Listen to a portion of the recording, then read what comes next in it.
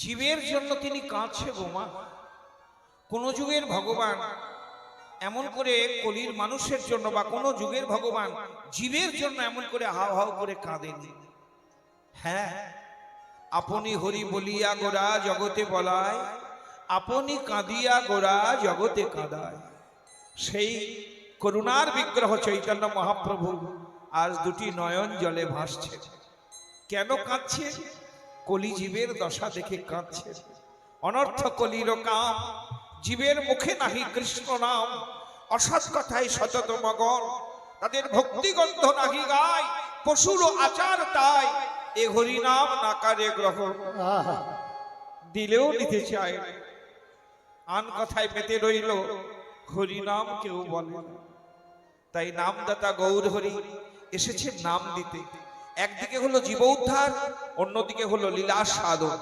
বৃন্দাবনের সেই মধুময় লীলা তিনি আস্বাদন করছেন। সেইভাবে বিভাবিত হয়ে আজ কাঁদছেন। নয়নের জলে মুখ বুক যায় ভাসে, নয়নের জলে মুখ বুক যায় ভাসে। কিসের লাগিয়া গোড়া গোড়া তুমি ঘন ঘন কাঁপো। আর কিসের লাগিয়া গোরা ঘন ঘন কাপা। কিসের লাগিয়া গোড়া তুমি ঘন ঘন কাঁপো। কৃষ্ণ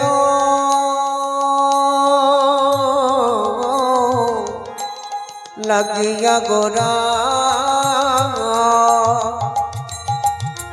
তুমি ঘন ঘন কাপ।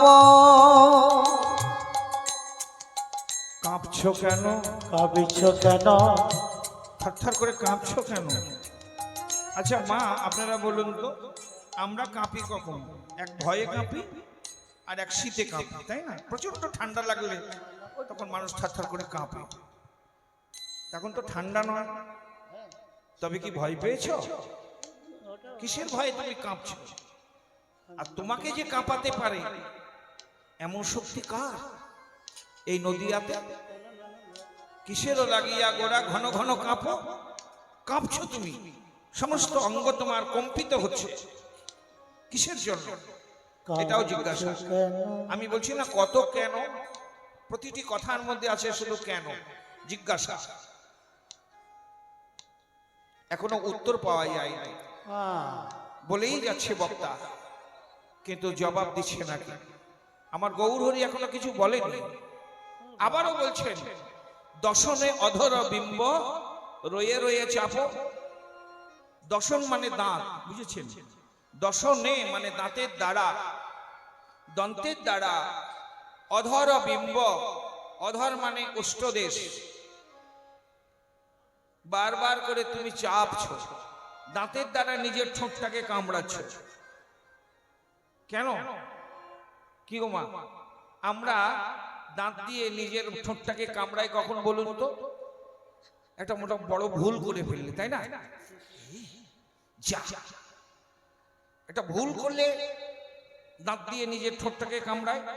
আবার এমনও সময় কোনো মূল্যবান কিছু হারিয়ে গেলে এই যা গেল, হয় কিছু হারিয়েলে নালে কিছু ভুল করলে আবার আরেকবার আসে আমাদের দাঁতের দ্বারা নিজের ঠোঁটটাকে কামড়ায়। কখন না কোনো সম্পত্তি পাওয়ার যোগ থাকলে কোনো কারণে সে পাচ্ছে না, কি করলে সেই সম্পত্তি পেতে পারে এই উপায় যখন চিন্তা করে, তখন একবার মানুষ নিজের দাঁত দিয়ে নিজের ঠোঁটটাকে কামড়ায়। কি করব, সম্পত্তি পাবো কি করে, তাই না? তাহলে বেশ কয়েকটা লক্ষণ বলা হলো, এর মধ্যে কোনটা? হয় তোমার কিছু হারিয়েছে, হয় কিছু ভুল করেছো, আর নইলে তোমার কোনো সম্পত্তি পাওয়ার যোগ আছে। কোনটা যদি থাকে আমায় বলো, আমি মিলাইয়ে দিব গো। মিলায়ে দিব গো, মিলায়ে দিব গো। এই নদীয়ার মাঝে আমি মিলায়ে দিব গো এই নদিয়া মাঝে তোমায় মিলায়ে দেব গো যে কারণে এই যে দন্তের দ্বারা নিজের ঠোঁটটাকে কামড়াচ্ছি, আমি কথা দিচ্ছি আমি মিলিয়ে দেবো। যদি কোনো কিছু পাওয়ার তোমার যোগ থাকে আমায় বলো, আমি মিলিয়ে দেবো।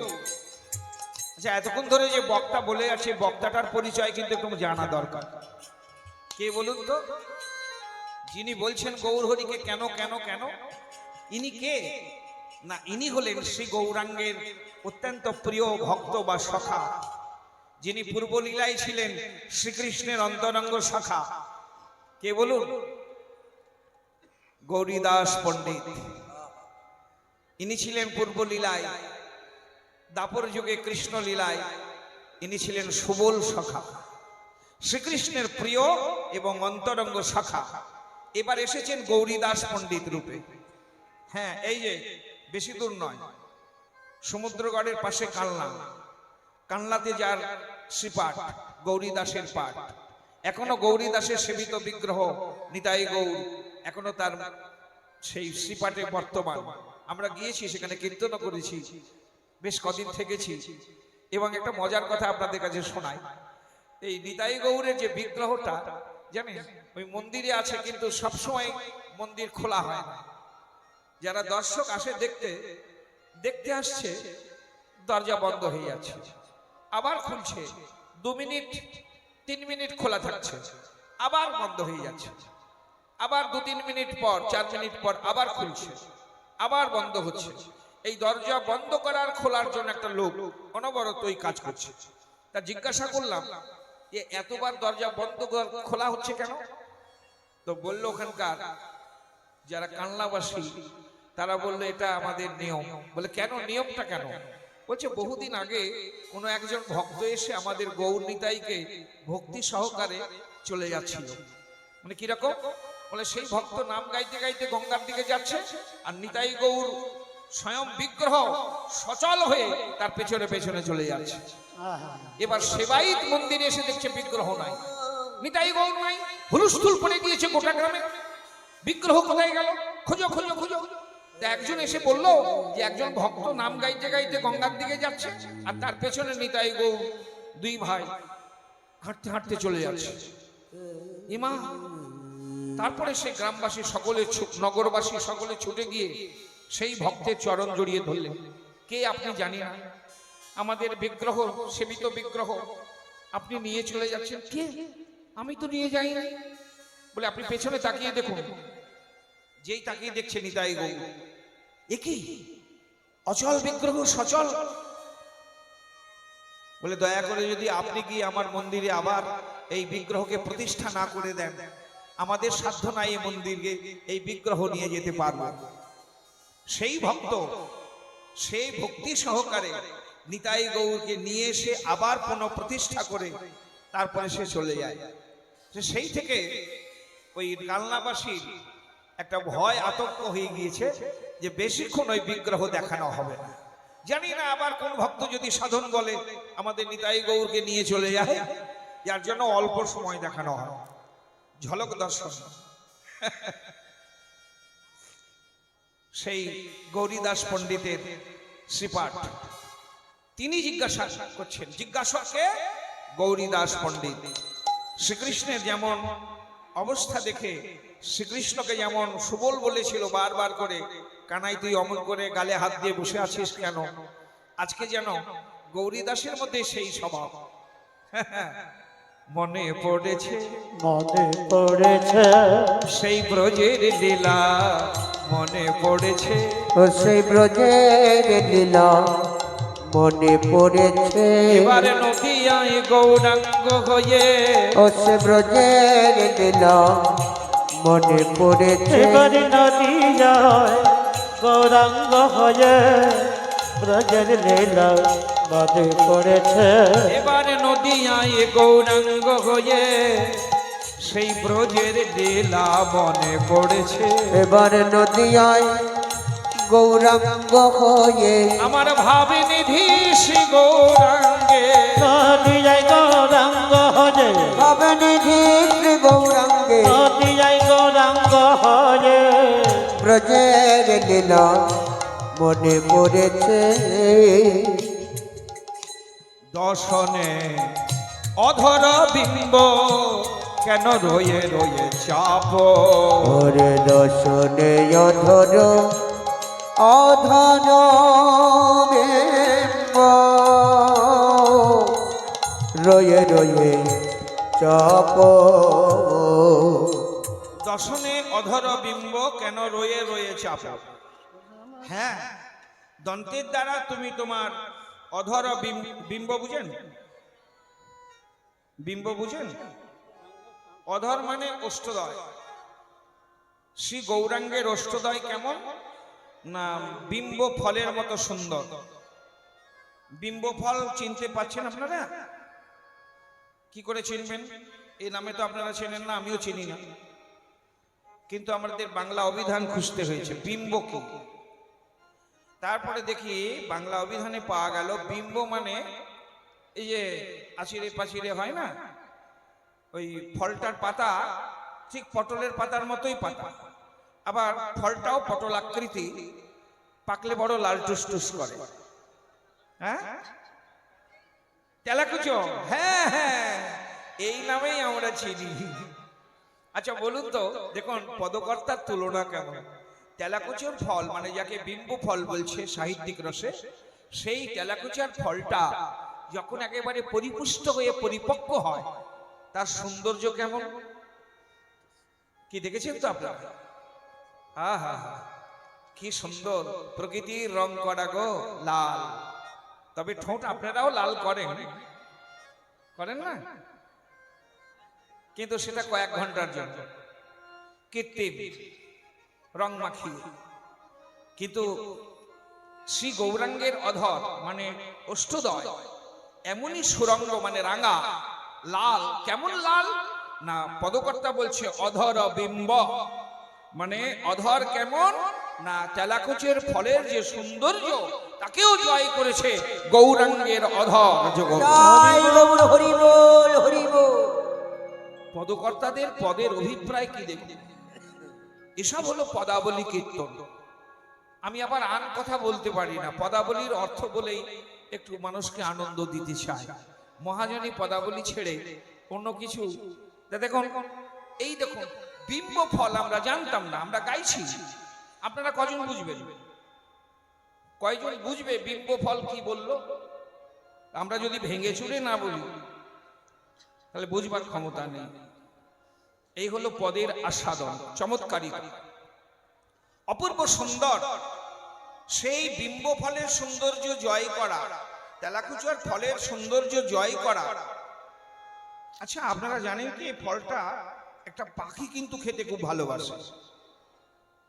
কোন পাখি বলতে পারেন? হ্যাঁ, টিয়া পাখি। কে বললো? হাত উঁচু করো। হ্যাঁ ঠিক বলেছে, টিয়া পাখি না এই ফলটা যেখানেই পাকুক আর যেখানেই ফলুক এই লোভ সামলাতে পারে না।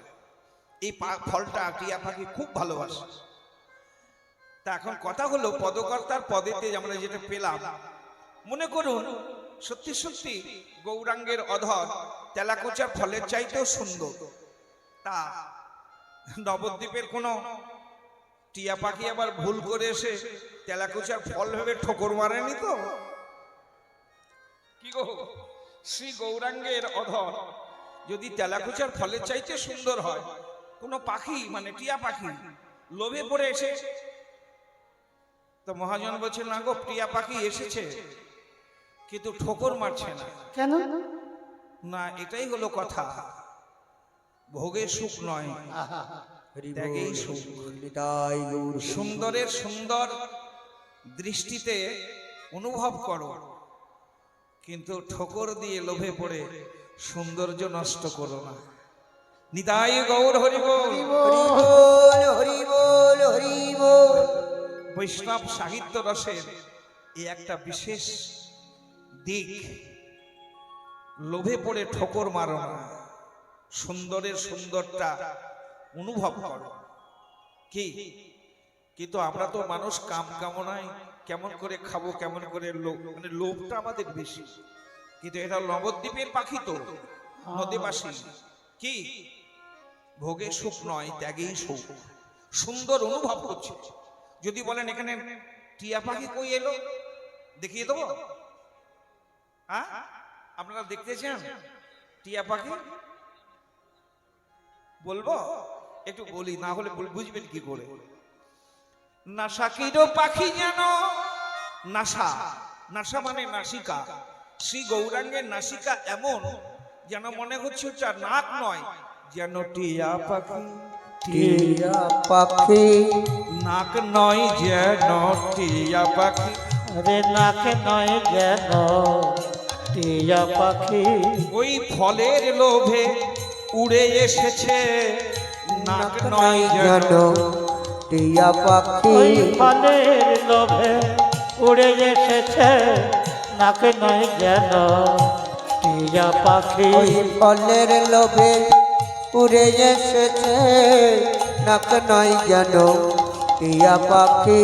ওই ফলের লোভে উড়ে এসেছে, বসে বসে দর্শন করে। ফলের লোভে উড়ে এসেছে, বসে বসে দর্শন করে, ফলের লোভে উড়ে এসেছে, নাক নয় যেন টিয়া পাখি। এখানে রূপের বর্ণনাটাও হয়ে গেল। কি বলেন? নাসাকির পাখি যেন উপরে বসতি। শ্রী গৌরাঙ্গের নাসিকাটা কির পাখি মানে সেই টিয়া পাখির ঠোঁটের মতো। দেখেছেন টিয়া পাখির ঠোঁট? যাদের নাক সুন্দর হয় না, বেশ বাঁকানো সুচলো, তাদেরকে কি বলে? টিয়া নাকি। মেয়ে হলে টিয়া নাকি, আর ছেলে হলে টিয়া নাকা। এমা কি সুন্দর নাক রে, একবার টিয়া পাটির ঠোঁটের মতো। শ্রী গৌরাঙ্গের নাকটা এমনই যেন ওই ঠোঁটের উপরে বিরাজ করছে, ঠোকর মারছে না। নাক তো বাবু আর ঠোঁটে থাকে না, কি ঠোঁটে ঠেকবে? ঠেকবে না, উপরে আছে, দেখছে। তাই মহাজন বলছেন অধর বিম্ব। শ্রী গৌরাঙ্গের অধর কেমন না, তেলাকুচের ফলের সৌন্দর্য জয় করা, কিন্তু সেই অধর দাঁতের দ্বারা বারবার করে চাপছো কেন? সুধা মাখা হরি নাম তোমার বদনে না স্ফুরে। সুধা মাখা হরি নাম বদনে না স্ফুরে। সুধা মাখা হরি নাম, সুধা মাখা হরি নাম, হরি নাম, সুধা মাখা, সুধা মাখা হরি নাম, হরি নাম, হরি নাম, সুধা মাখা, সুধা মাখা হরি নাম। সুধা মাখা, সুধা মাখা হরি নাম, সুধা মাখা হরি নাম, সুধা মাখা হরি নাম, হরি নাম, হরি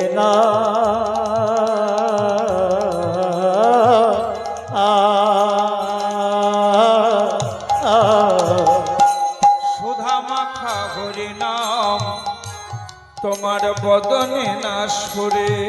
সুধা মাখা হরি নাম বদনে না স্ফুরে। হরে সুধা মাখা হরি নাম বদনে না স্ফুরে।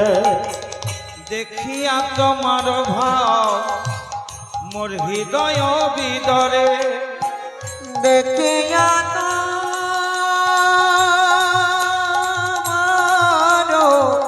অভাব হৃদয় বিদরে। তুমি ক্ষণে ওঠো ক্ষণে বৈশ ছোট গণেশা, খানে ওঠ মনে বৈশ ছড়হ নিশা ধৈর্য ধরিতে না রে গোবিন্দ দাস অগধৈর্য ধরিতে না রে গোবিন্দ দাস ধৈর্য ধরিতে না রে গোবিন্দ দাস ধৈর্য যথা রিতে নারে গোবিন্দ দাস ধরিতে না রে গোবিন্দ দাস দশরে ধরিতে না রে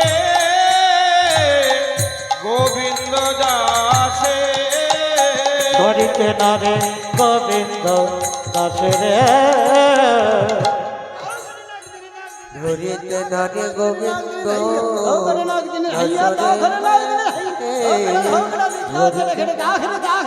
গোবিন্দ দাসরে ধরিতে না রে গোবিন্দ দশরে গোবিন্দ দাসরে ধরিতে না রে গোবিন্দ দশরে ধরিতে নারে গোবিন্দ দাসরে ধরিতে না রে গোবিন্দ দাসরে ধরিতে না রে গোবিন্দ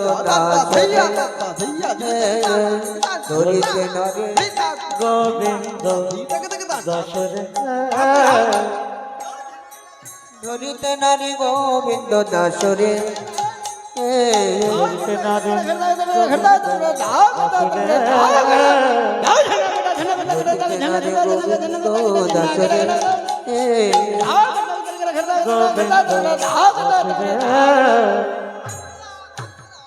গোবিন্দ দাসরে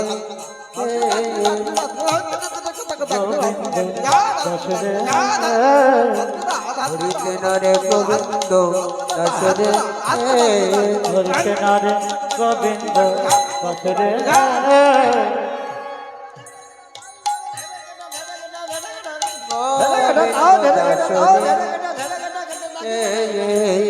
ধরিতে নারে গোবিন্দ ধরিতে না রে গোবিন্দ ধরিতে নারে গোবিন্দ দাসরে ধরিতে না রে গোবিন্দ দাসরে ধরিতে নারে গোবিন্দ দাসরে ধরিতে না রে গোবিন্দ দাসরে ধরিতে নারে গোবিন্দ দাসরে ধরিতে না রে গোবিন্দ দাসরে